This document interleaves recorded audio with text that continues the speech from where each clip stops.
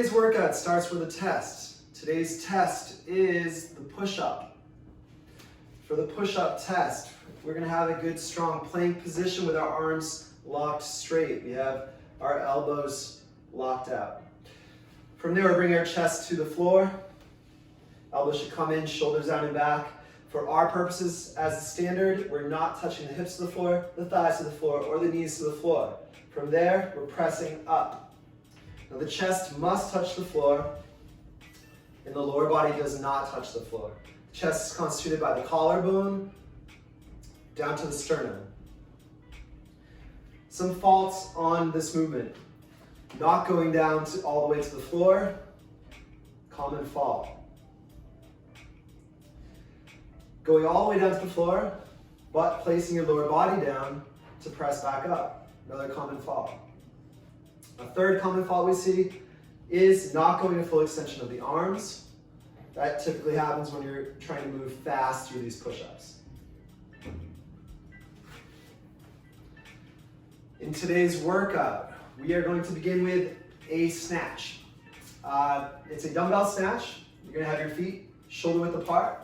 The dumbbell stays right in the center line. You bring it down between the ankles. You have your hips back, your chest up.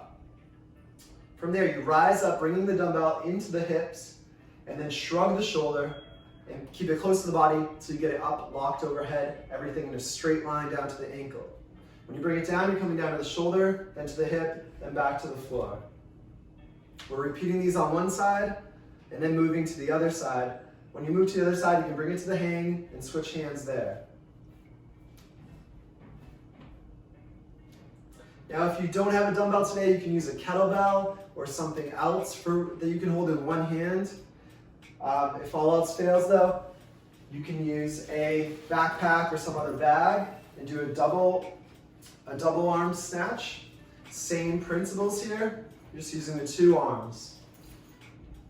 Likewise, if you have a weight plate, they'll perform the same way as the backpack. Two hands, keeping it close to the body.